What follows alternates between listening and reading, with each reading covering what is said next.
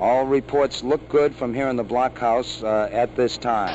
All aspects of the mission go. T-minus 30 seconds and counting. Apollo 8 coming up on 20 seconds, and you're looking very good. T-minus 15, 14, 13, 12, 11, 10, 9. We have ignition sequence start.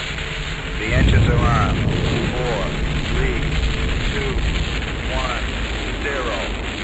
We have commit. We have the clock is running. Roger, clock. 51. No dia 21 de dezembro de 1968, os astronautas Jim Lovell, William Anders e Frank Borman embarcaram na primeira missão tripulada a orbitar a Lua.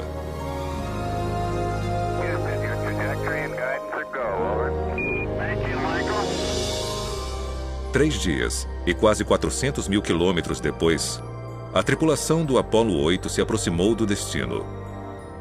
E no dia 24 de dezembro, véspera de Natal, a nave começou a última de suas 10 órbitas ao redor da Lua. Observando a superfície lunar, Borman, Lovell e Anders enviaram uma mensagem para o que era até então a maior audiência de televisão ao vivo na história. For all the people back on Earth, the crew of Apollo 8 has a message that we would like to send to you. In the beginning, God created the heaven and the earth. And the earth was without form and void, and darkness was upon the face of the deep. And the Spirit of God moved upon the face of the waters. And God said, "Let there be light." And there was light. And God saw the light, that it was good. And from the crew of Apollo 8, we close with good night, a Merry Christmas, and God bless all of you on the good earth.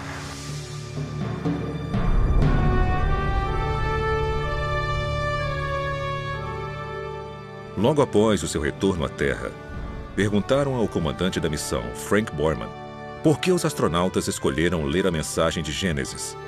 Sua resposta demonstrou sua fé pessoal. Nós queríamos transmitir a nossa sensação de proximidade ao Criador de todas as coisas.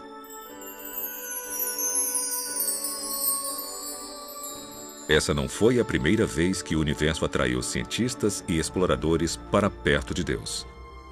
Na verdade, muitos dos fundadores da astronomia moderna, incluindo Nicolau Copérnico, Galileu e Sir Isaac Newton, buscaram revelar e honrar o Criador através de algumas das descobertas mais importantes já feitas.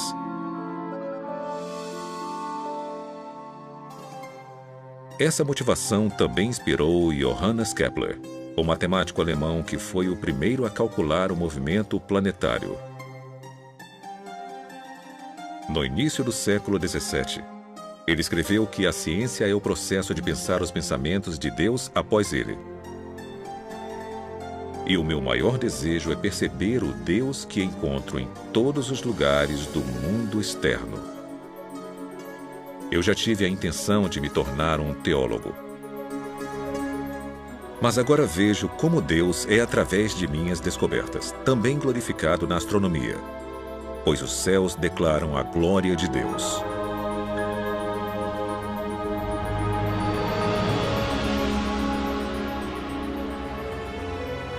Hoje, mais de 4 séculos após Kepler, o universo continua nos cativando com seu esplendor e design. É um espelho que reflete a maestria de Deus e uma voz que fala claramente toda noite sobre seu caráter e poder. Viajem conosco agora, na asa de algumas das tecnologias mais sofisticadas já criadas. E conforme percorremos distâncias inconcebíveis para observar vistas inesquecíveis, vamos sentir as verdadeiras maravilhas das mãos do Criador e as glórias de seu coração.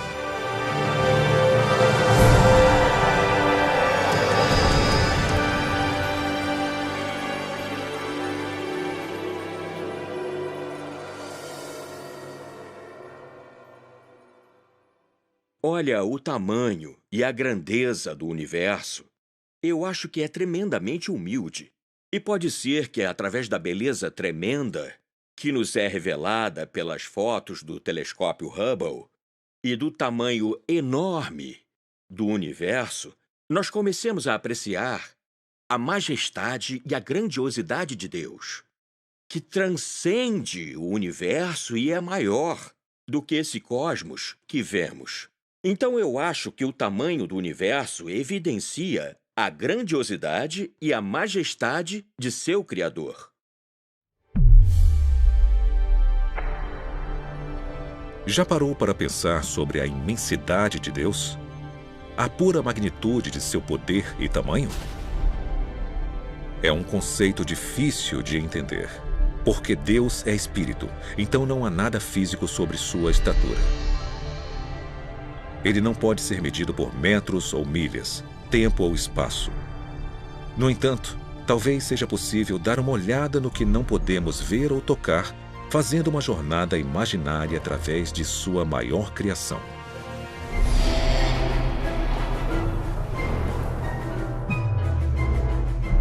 Esta nave vai nos transportar até o limite do universo observável, uma distância estimada de 430 bilhões de trilhões de quilômetros. Vamos viajar na velocidade da luz, mais de 290 mil quilômetros por segundo. A essa velocidade, poderíamos fazer no mínimo 600 órbitas completas ao redor da Terra, em menos tempo do que demoramos para comer uma pequena tigela de pipocas.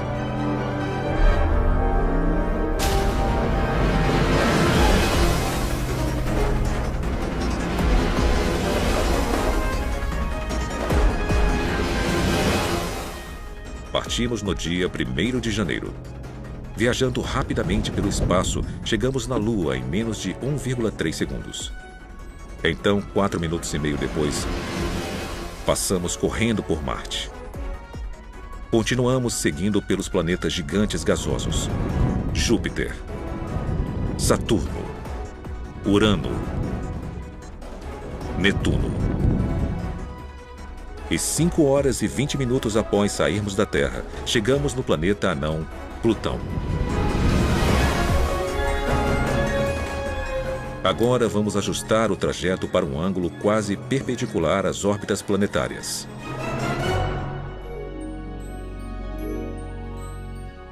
Atrás de nós, os limites da nossa vizinhança cósmica somem rapidamente.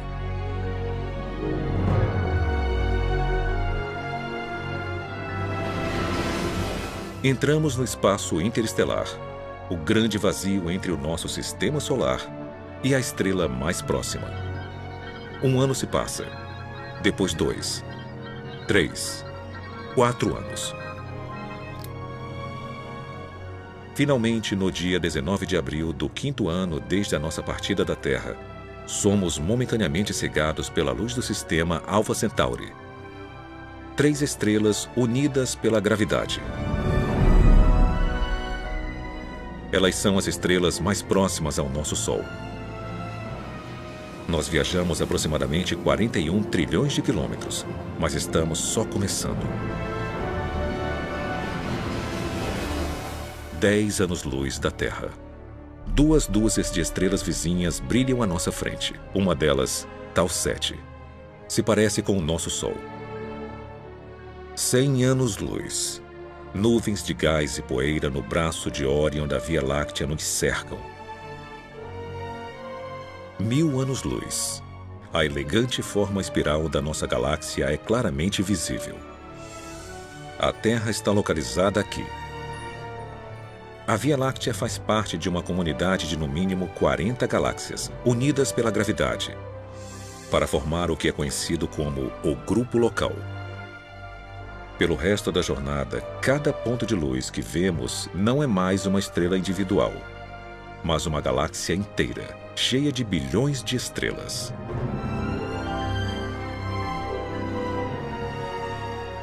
O nosso grupo local fica adjacente ao aglomerado de Virgo Cluster, uma grande concentração de aproximadamente 2.000 galáxias espirais, elípticas e anãs que emitem nuvens quentes de plasma e poeira.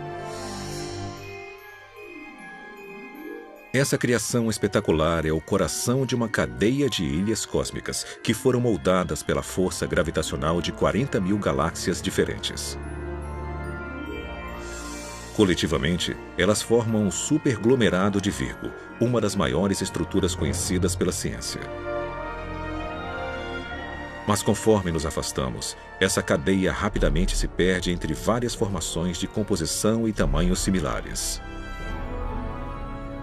Pois Virgo é apenas uma gota em um balde cósmico que pode conter até 10 milhões de superglomerados, cada um sendo um fio fino na construção de larga escala do universo observável.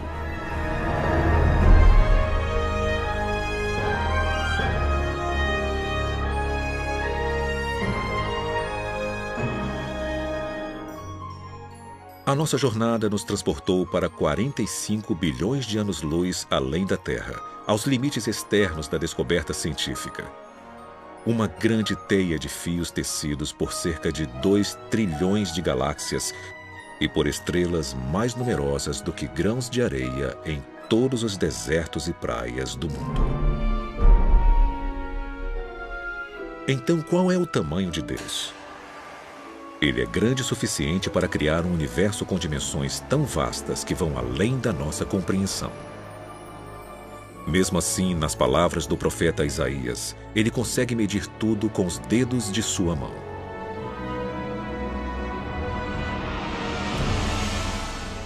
A magnitude do poder e do tamanho de Deus nunca poderá ser calculada pela matemática ou pela física, pois ele é onipotente, eterno e infinito. Mas se explorarmos o cosmos com a mente aberta, sem nos limitar às teorias do acaso cego e da colisão aleatória de átomos, vamos descobrir uma tapeçaria magnífica criada por um artista consumado que trouxe tudo isso à existência a partir de absolutamente nada. Depois revelou vislumbres de sua identidade através da grandeza e do design de tudo que fez. E qualquer um que já tenha olhado para um céu estrelado, as evidências da estatura e do caráter de Deus brilham mais forte do que a luz de 1000 estrelas.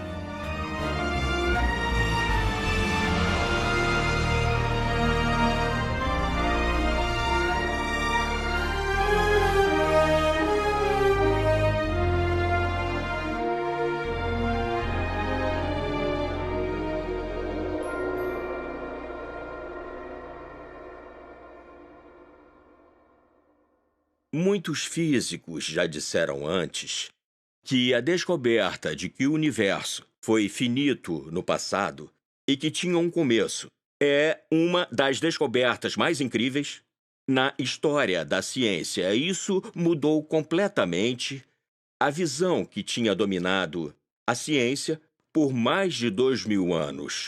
Isso foi escrito em Gênesis, capítulo 1, versículo 1. No princípio, foi Deus quem criou o céu e a terra. E uma das descobertas mais incríveis do século XX da cosmologia foi a confirmação sobre a antiga previsão judaica a respeito do início do universo.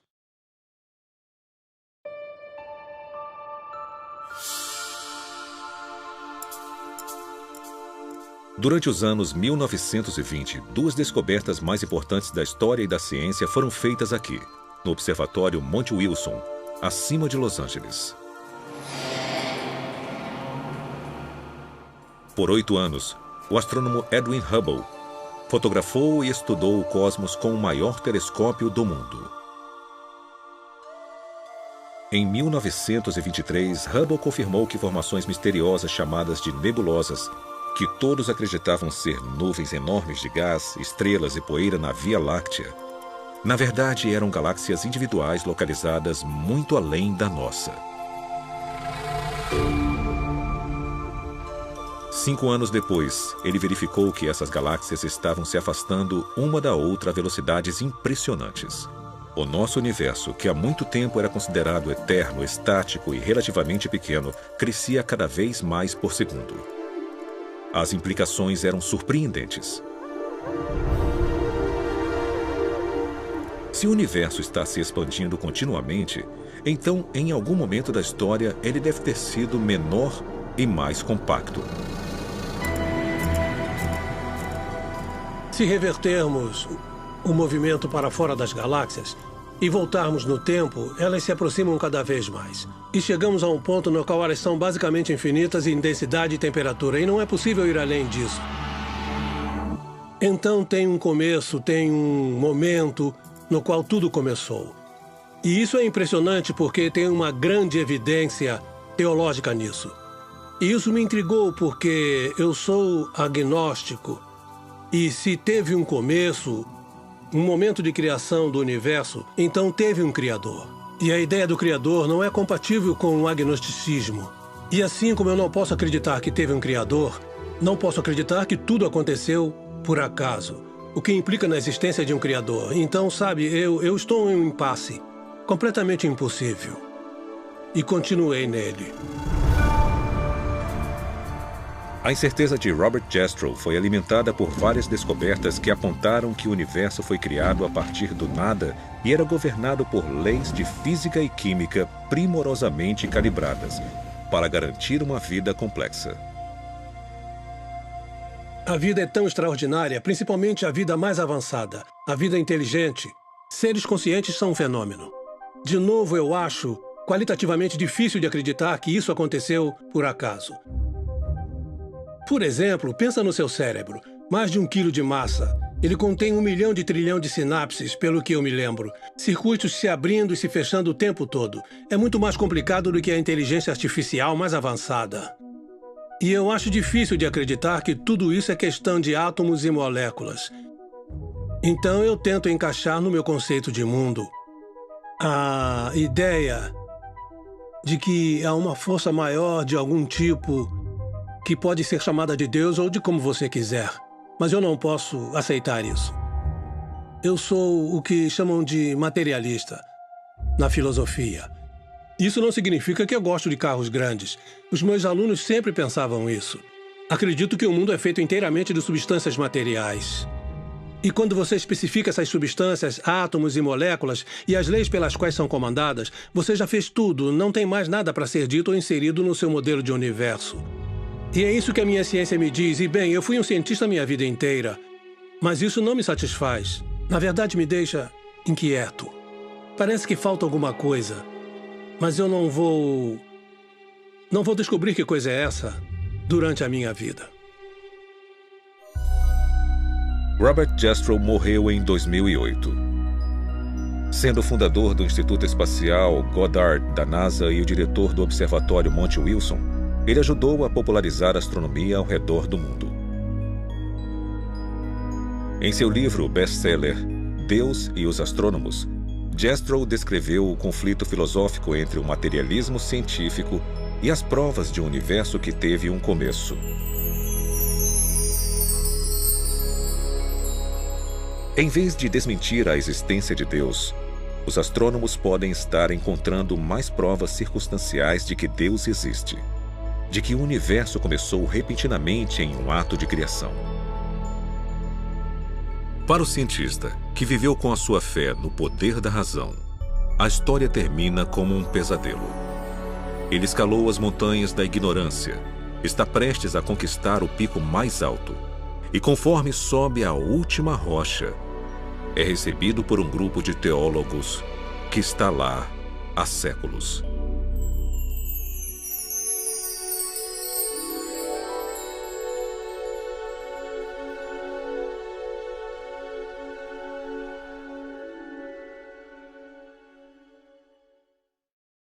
É um privilégio estar em um planeta tão habitável que nos permite viver confortavelmente e ter tudo o que precisamos para fazer ciência e aprender sobre o universo ao nosso redor.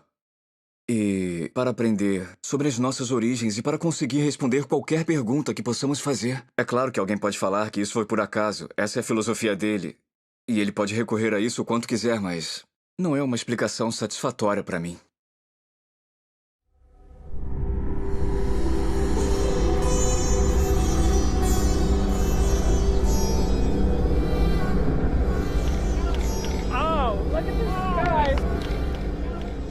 Isso começou com uma experiência em 1995. Eu fui observar o eclipse total do Sol na Índia. Foi meu primeiro eclipse total do Sol, foi um evento espetacular. Foi uma experiência emocionante.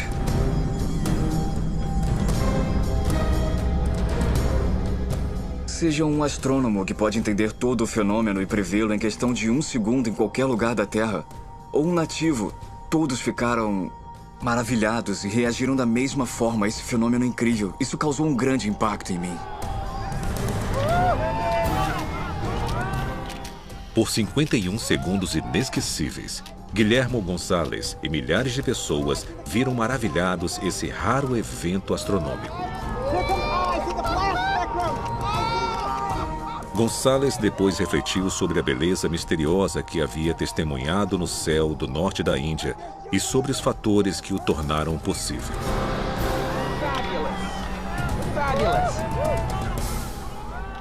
As exigências para produzir um eclipse total do Sol são um corpo luminoso, no nosso caso o Sol, um corpo eclipsante, no nosso caso a Lua, e uma plataforma de observação, no caso a superfície da Terra, e todos precisam estar em linha reta no espaço.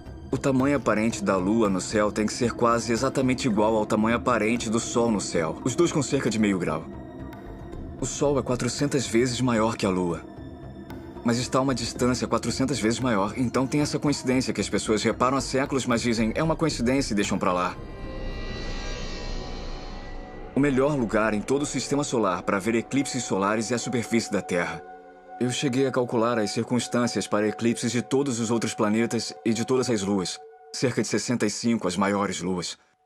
E é uma coincidência incrível. O único lugar que tem observadores é o lugar com os melhores eclipses.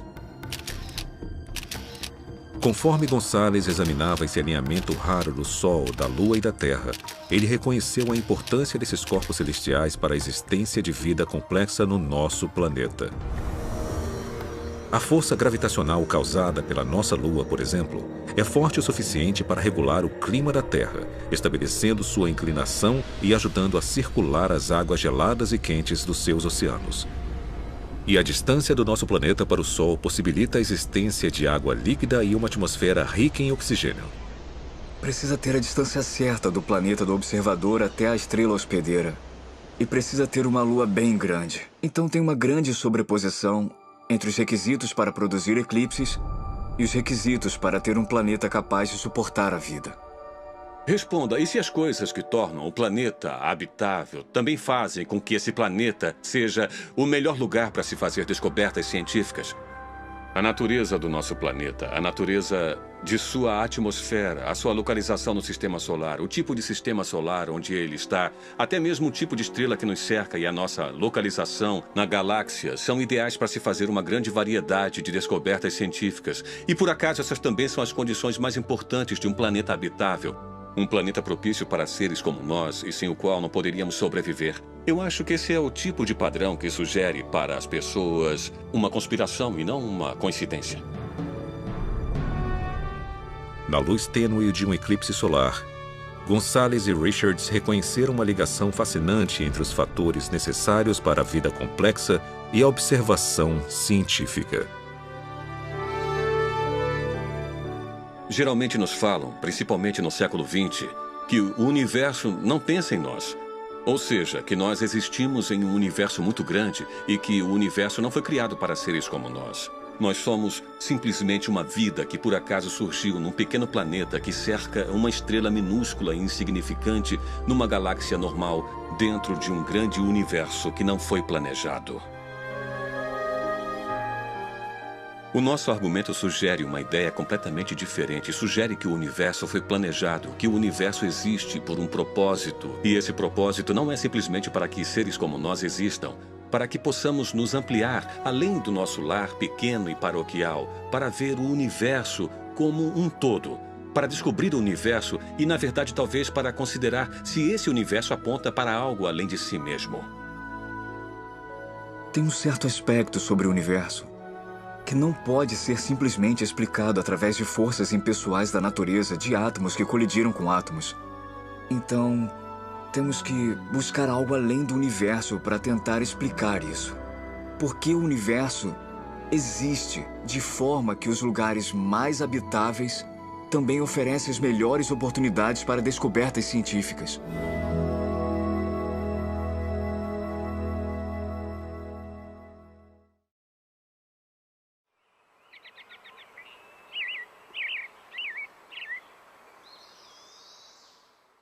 Nós criamos um mosaico do Sistema Solar usando fotos que tiramos com a Voyager e o colocamos na parede do auditório. E tinha uma corda de veludo na frente dele, mas as pessoas sempre se aproximavam e queriam tocar a Terra. Elas apontavam e falavam: "Estamos aqui, você está aqui, é aqui que estamos." E tocavam. E não importava quantas placas de não toquem colocávamos, as pessoas sempre queriam se aproximar e tocar a Terra. Então, como resultado, bem, eu não sei quantas vezes aquela foto foi substituída, mas ela sempre ficava com furo e aquela foto, em especial, precisava ser trocada.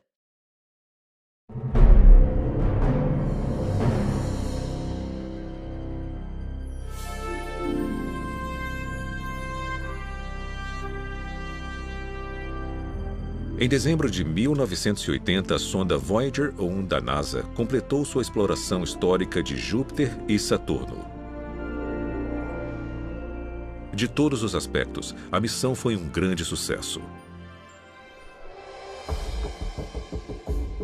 Por mais de 20 meses, a sonda não tripulada analisou e fotografou os 2 maiores planetas e suas luas, revelando uma variedade de informações sobre esses mundos misteriosos. 10 anos depois, conforme a Voyager se preparava para deixar o Sistema Solar, o astrônomo e especialista da missão Carl Sagan pediu uma última série de fotos que incluísse o planeta Terra. Foi ideia do Carl Sagan. Ele queria dar ao público uma foto de quão pequeno e isolado é o planeta Terra. Então, por fim, criamos o que chamamos de sequência, que é uma série de comandos da câmera. E apontamos a plataforma de varredura da sonda para vários planetas e tiramos também algumas fotos das estrelas ao fundo.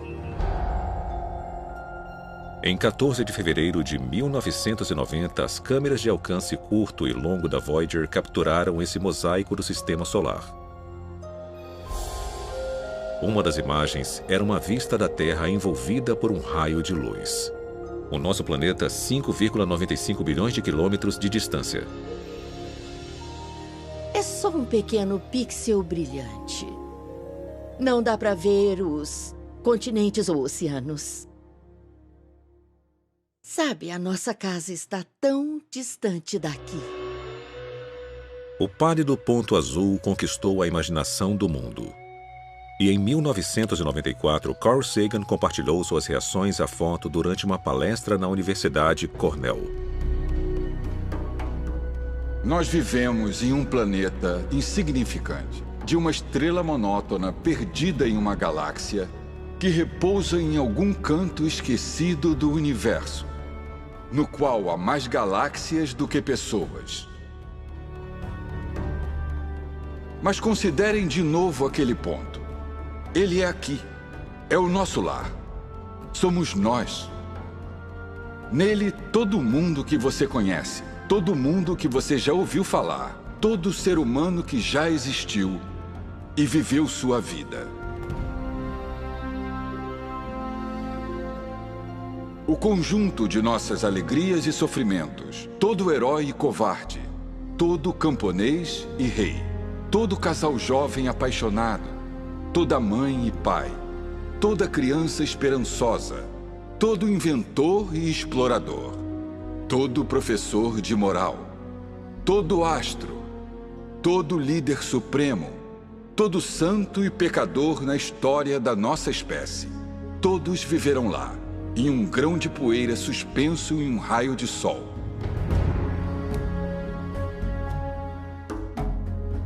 A Terra é um palco muito pequeno, em uma grande arena cósmica. Nossas posturas, nossa suposta importância, a ilusão que temos de uma posição privilegiada no universo, são desafiados por esse ponto de luz pálida. O nosso planeta é uma partícula solitária em uma grande e abrangente escuridão cósmica. Em nossa obscuridade, em toda essa grandeza, não há indícios de que chegará ajuda de outro lugar para nos salvar de nós mesmos. Parafraseando, Sagan diz que isso mostra a nossa insignificância cósmica. Nós não fomos planejados, nós não fomos criados, ninguém está cuidando de nós. Estamos por conta própria. Tá, então vamos pegar aquela foto de isolação e solidão e vamos compará-la à imagem bíblica da criação. E nessa visão teísta contrastante, nós fomos criados, nós fomos projetados, nós fomos planejados. Não estamos sozinhos. Essas duas visões da realidade vão levá-lo em direções bem diferentes. 3.000 anos antes de Carl Sagan ponderar sobre a significância dos planetas e das pessoas, Davi, o rei pastor de Israel, observou o céu noturno e achou respostas próprias. Elas estão registradas nos Salmos do Antigo Testamento. Ó Senhor, a tua glória é maior do que a dos céus. Quando vejo o céu noturno e vejo as obras dos teus dedos, a lua e as estrelas que tu preparaste, o que são meros mortais para que te lembres deles? Seres humanos para que cuides deles? Mesmo assim, pouco menor os fizestes do que os anjos e os coroastes com glória e honra. Tu examinastes o meu coração e sabes tudo sobre mim. Sabes quando me sento ou quando me levanto. Sabes os meus pensamentos mesmo quando estou distante. Sabes o que vou falar antes mesmo que eu o fale. Tu andas na minha frente e me segues.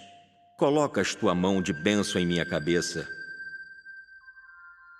Tal conhecimento é muito maravilhoso para mim, muito grandioso para que eu possa entender. Tu criaste o meu ser mais íntimo, moldaste-me no útero de minha mãe. Observaste-me conforme eu me formava em total reclusão, conforme era moldado na escuridão. Os teus olhos viram o meu corpo não formado. Todos os dias ordenados para mim foram escritos em teu livro. Eu te louvo porque me fizeste de modo especial e admirável. Tuas obras são maravilhosas, disso tenho plena certeza. Então Davi abre o seu coração, porque no fundo ele tem a reação certa, que é: eu fui um ser criado. Sou um produto de uma mente que construiu a mim e tudo isso. E apesar do fato dele ter construído coisas tão grandes e mais vastas do que eu, ele se importa comigo. Ele se importa comigo. Eu acho que a percepção do Carl Sagan é tão diferente porque o universo do Carl Sagan tem... Bem, de certa forma, Deus se foi. E se o principal ator para Davi, o Deus de Abraão, Isaque e Jacó, saiu de cena, então quem é o responsável? Quem construiu? Quem construiu tudo? Se não foi uma mente, se não foi um intelecto, se não foi uma pessoa, um ser supremo e poderoso com o qual possamos ter uma relação, então tudo que sobra é a física. A física tem que comandar o show. E nós nos tornamos, em vez de uma criatura planejada e criada por um grande criador, nós nos tornamos um caso de sorte de uma longa teia de acidentes cósmicos. E, na verdade, isso é muito solitário.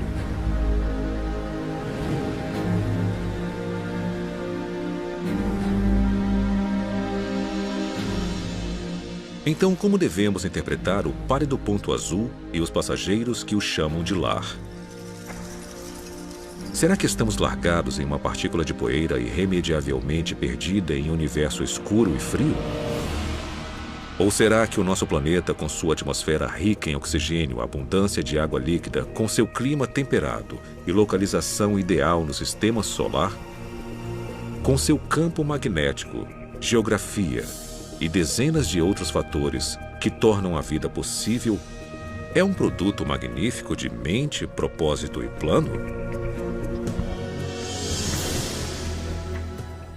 E se a Terra foi criada como um santuário para seres humanos, será possível nós existirmos por um motivo maior do que a mera sobrevivência? Talvez o nosso destino seja único no universo. E como Davi, podemos passar a nossa vida no pálido ponto azul pelo maior propósito de todos: para conhecer Deus e adorá-lo para sempre.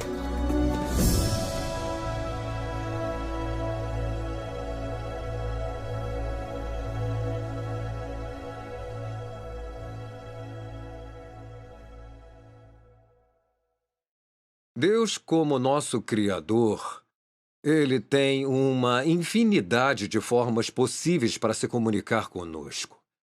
Uma delas pode ser que Ele desça aqui, nos segure pelos ombros e diga: acorde! Você está em apuros, tá? Mas Deus é muito mais sutil do que isso.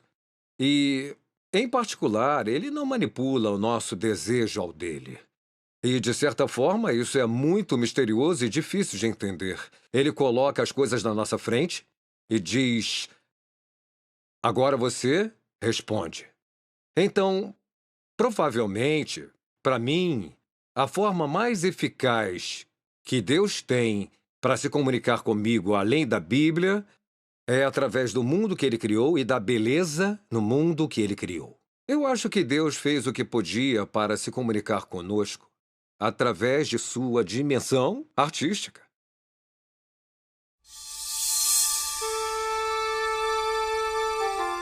Elas estão entre as 7 maiores maravilhas naturais do mundo. Demonstrações incríveis de arte que já foram celebradas em pinturas nas cavernas pré-históricas, na mitologia viking e nas peças de Shakespeare. Em 1619, Galileu as nomeou de auroras, em homenagem à deusa romana do amanhecer. Hoje, também as chamamos de luzes do norte e do sul. No brilho etéreo desse fogo celestial, a beleza, o mistério e maravilha, tão evidentes através do universo, iluminam o céu polar desde a Islândia até a Antártica. Você fica intrigado com isso, fica curioso com isso. É lindo, é sutil, é interessante. Todas essas coisas se despertam. Uau! Então esse uau estimula o porquê, né? Por que aquilo está ali? O que está fazendo? O que causa isso?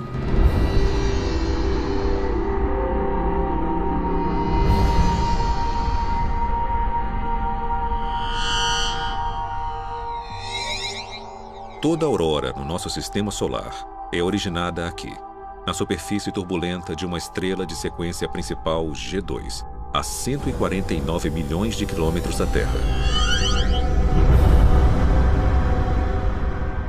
Periodicamente, picos de energia gerados dentro do núcleo do Sol causam grandes tempestades, que podem lançar bilhões de toneladas de um plasma altamente carregado. Grande parte dele vai em direção à Terra em um percurso de colisão. Nós somos banhados o tempo todo pela radiação do nosso vizinho grande e quente. E nós somos feitos em parte de moléculas delicadas como o DNA, que não gostam de ser atingidas pela radiação ionizante. Sem precauções, esse vento solar pode destruir rapidamente a nossa atmosfera, ferver os oceanos e devastar todas as formas de vida.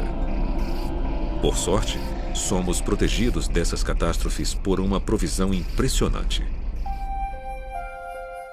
Debaixo da crosta e do manto do nosso planeta, uma camada de ferro, níquel e enxofre derretidos, com uma grossura de 2.400 quilômetros, flui constantemente ao redor de um núcleo de ferro sólido. Esse movimento produz um campo magnético que irradia do núcleo da Terra através dos polos e milhares de quilômetros pelo espaço. Quando o plasma atinge esse campo, grande parte das partículas letais são desviadas antes de chegar à superfície da Terra. mas algumas são atraídas até as linhas do campo magnético e são canalizadas diretamente para os polos norte e sul. Cerca de 99% da nossa atmosfera é formada por átomos de nitrogênio e oxigênio. Esses componentes são eletricamente neutros.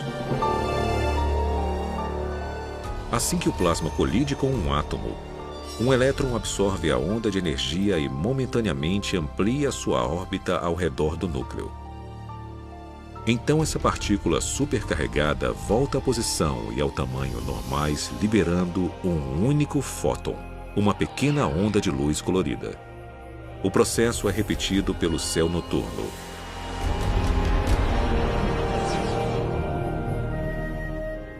Dependendo da altitude, os átomos de oxigênio liberam fótons verdes e vermelhos, o nitrogênio, azul intenso e tons de roxo. Essa enxurrada de reações atômicas gera grandes cortinas luminosas que podem se estender 402 quilômetros para o espaço. Às vezes, elas formam anéis espetaculares acima dos polos magnéticos.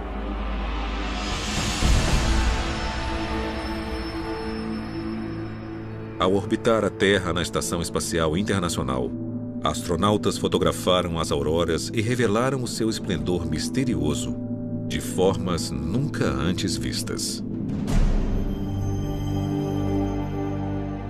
Essa beleza fala conosco eloquentemente sem dizer nenhuma palavra. Eu acho que a aurora por si só é um cartaz lindo e brilhante balançando. É uma mensagem, e ela diz: este planeta não foi um acidente, e o fato de vocês estarem nele não é um acidente. Deus nos deu um mundo que, se nós dermos alguma chance, ele testemunha de forma fiel a Deus. E esse testemunho, essa voz que nós ouvimos da natureza, fica mais forte e mais bonita quanto mais você a conhece. A sabedoria de Deus realmente é infinita e Ele criou um mundo com tantos detalhes interessantes.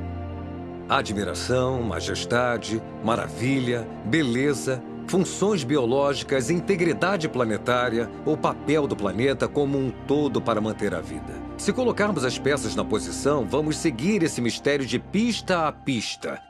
E eu acho que o que acontece, certamente no meu caso, é que você percebe que a Terra não é um lugar onde a vida pode simplesmente prosperar por acaso. Foi criado para ser um lugar onde a vida pode prosperar. Este planeta foi construído para ser habitável. Essa convergência de design funcional e beleza extraordinária, tão evidente no campo magnético da Terra, também é uma forma que Deus usa para se comunicar através de todas as facetas da criação.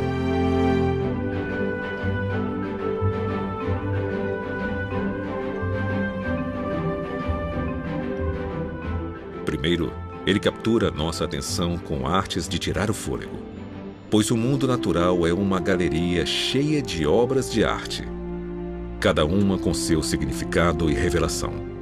Depois, se buscarmos entender com afinco os como e porquês do cosmos, ficamos frente a frente com o Criador de tudo. O artista e engenheiro eterno que criou as maravilhas físicas que enchem os nossos olhos, inspiram os nossos corações e garantem a nossa sobrevivência no terceiro planeta depois do Sol.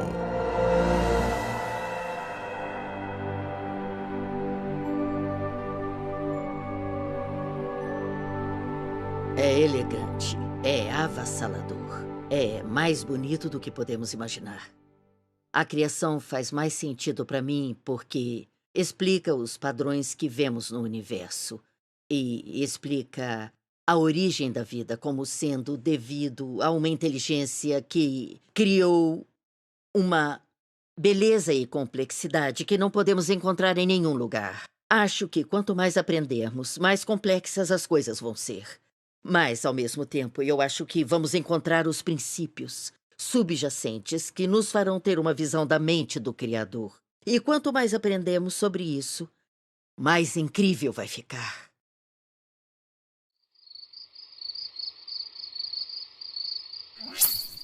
Aqui vai uma pergunta que pode literalmente deixá-lo acordado a noite toda. Quantas estrelas existem no universo? Em uma noite de céu limpo no deserto sem um telescópio, podemos ver cerca de 5.000 estrelas individuais. Todas elas estão localizadas na Via Láctea, uma galáxia espiral relativamente típica, com uma população estelar entre 100 bilhões e 400 bilhões de estrelas. E a Via Láctea é só um pontinho no universo observável, que possui uma quantidade estimada de 100 bilhões até talvez 2 trilhões de galáxias ao todo. Agora, vamos fazer as contas. Usando estimativas conservadoras, vamos multiplicar 100 bilhões de galáxias por 10 bilhões de estrelas por galáxia. O resultado é impressionante.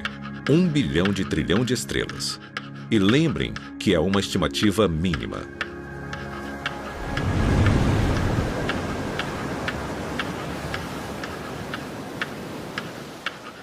Para compreender um número tão grande, precisamos de um contexto. Então vamos tentar isso. Há aproximadamente 135 mil grãos em 16 metros cúbicos de areia e 235 milhões em 28 mil centímetros cúbicos. Mesmo que seja quase impossível determinar a medida exata, os geógrafos estimam que haja aproximadamente 320 mil quilômetros de costa e 15 milhões de quilômetros quadrados de areia de deserto na superfície do nosso planeta. Usando estimativas como essas, os pesquisadores da Universidade do Havaí calcularam que, em todos os desertos e praias do mundo, há cerca de 7,5 vezes 10 elevado a 18, ou mais de 7 bilhões de grãos de areia individuais. De novo, uma estimativa como essa é só uma suposição. Então, considerando a dificuldade de realmente contar areia, vamos aumentar o cálculo havaiano por um fator de 10. Com isso, você conseguiria construir muitos castelos, mas é apenas uma fração do número total de estrelas. Porque quando comparamos as estimativas de areia às estimativas de estrelas, o número de estrelas excede o número de grãos de areia por pelo menos de 10 a 1. Mas talvez essa não seja a parte mais incrível desta história.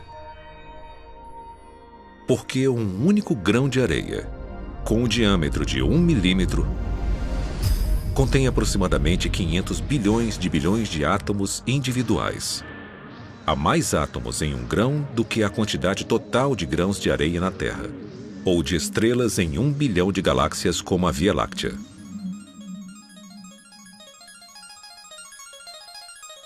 Certo.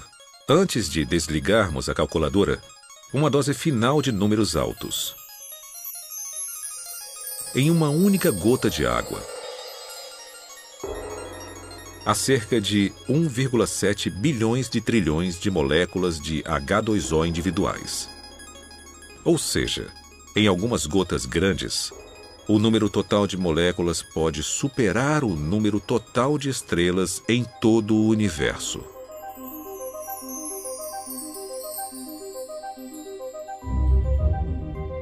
Então, o que podemos interpretar a partir destas contas sobre a estrutura básica da criação? Bem, para começar, nós vivemos em um planeta que faz parte de um cosmos inimaginavelmente grande e complexo. E esse planeta está cheio de incontáveis universos atômicos e moleculares, inimaginavelmente pequenos, e às vezes até mais complexos. E cada um desses reinos físicos, seja gigante ou microscópico, é mantido unido a cada segundo de cada hora de cada dia pelo Deus que criou tudo.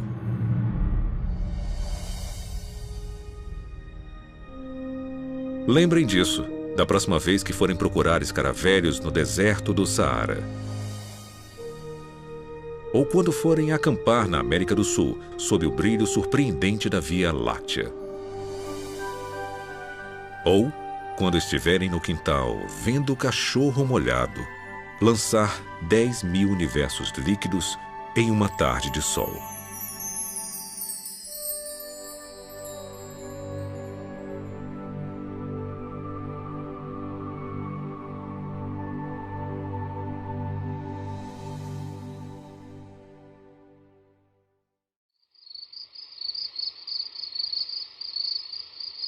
Quando a minha filha de 6 anos olha para as estrelas, ela me diz: é tão óbvio que Deus existe. Como alguém pode questionar isso? Como alguém pode pensar o contrário? Tenho uma sensação intuitiva que diz que Deus claramente fez isso.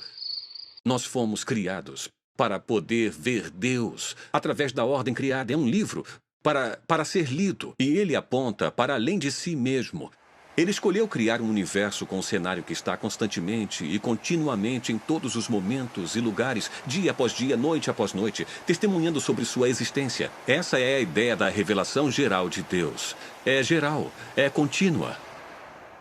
A criação de Deus, ela é ativa, ela declara a glória de Deus.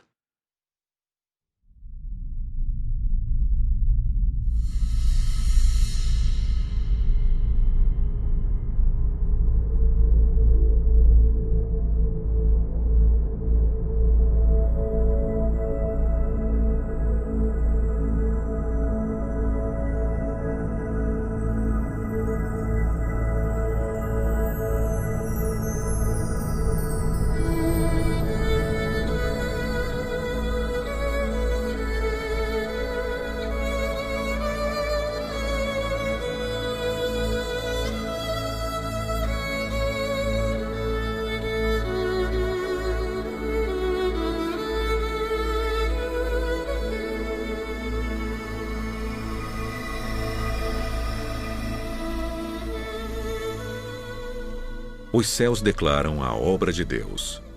O firmamento proclama a obra de suas mãos. Dia após dia, eles fazem sua declaração. Noite após noite, eles revelam sabedoria.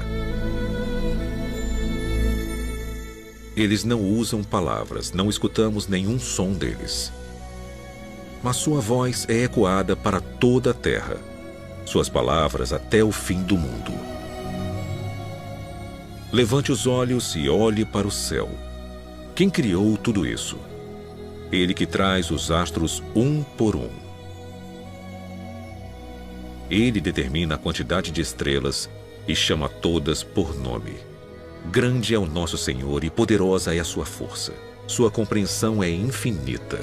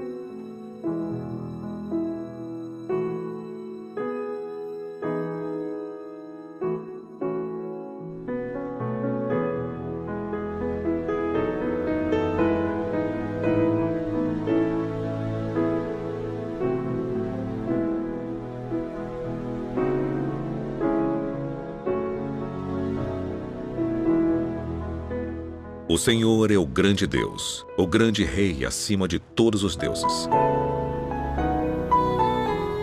Em suas mãos estão as profundezas da terra, e os picos das montanhas pertencem a ele. O mar é dele, pois ele o criou, e suas mãos formaram a terra seca. Todas as nações são apenas uma gota em um balde. Não são nada mais do que poeira nas balanças. Ele segura a terra como se fosse um grão de areia. E tudo isso é apenas o começo de tudo o que ele faz.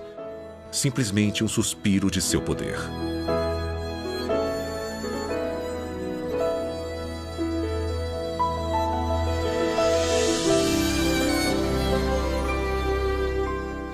venha ver as obras de Deus, que é incrível em seus feitos. Ele espalha as luzes do norte em espaços vazios. Ele suspende a terra acima do nada. Ele marca o horizonte no rosto das águas, para haver um limite entre luz e escuridão.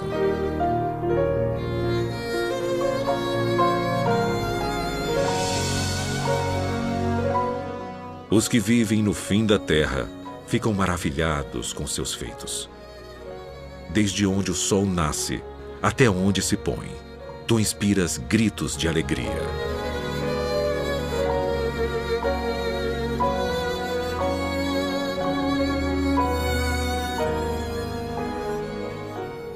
Vou acordar o amanhecer com minha música. Vou louvá-lo entre as nações. Pois o seu amor inabalável é tão alto quanto o céu. Sua fé alcança as nuvens. Seja exaltado, ó Deus, que a tua glória brilhe por toda a terra.